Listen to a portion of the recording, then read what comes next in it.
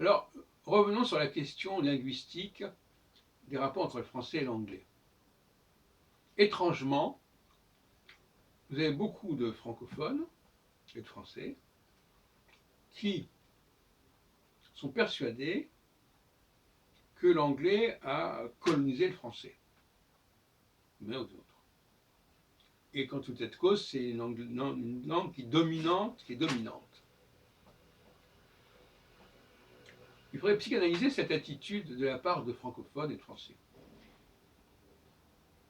Et moi, je dirais très clairement et très nettement que ce genre de discours, qui est d'ailleurs une négation, un déni de réalité, parce qu'en réalité, c'est le français qui a marqué très puissamment et très longuement, et jusqu'à maintenant, puisque la langue n'a pas changé, la langue anglaise.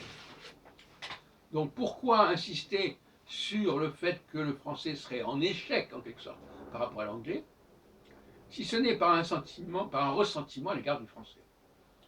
Et il y a toutes sortes de populations en France qui vivent un certain ressentiment à l'égard du français.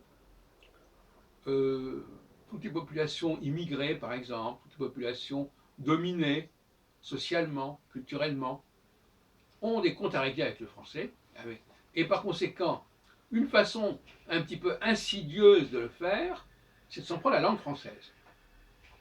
Et donc, ça n'est pas du tout innocent, le discours que les gens tiennent sur les rapports entre le français et l'anglais n'est pas du tout innocent. Il est le résultat d'un ressentiment chez une grande partie de la population française, pour différentes raisons.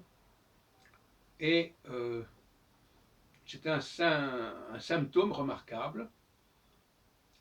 On veut casser quelque part une certaine image de la France, par ressentiment, par souci de revanche, de vengeance, pour exorciser certains sentiments d'humiliation qu'on a pu subir à un moment ou à un autre. C'est très tentant, vous savez, en fait, cette situation. Quand quelqu'un vous domine, on essaie de trouver la faille. On essaie de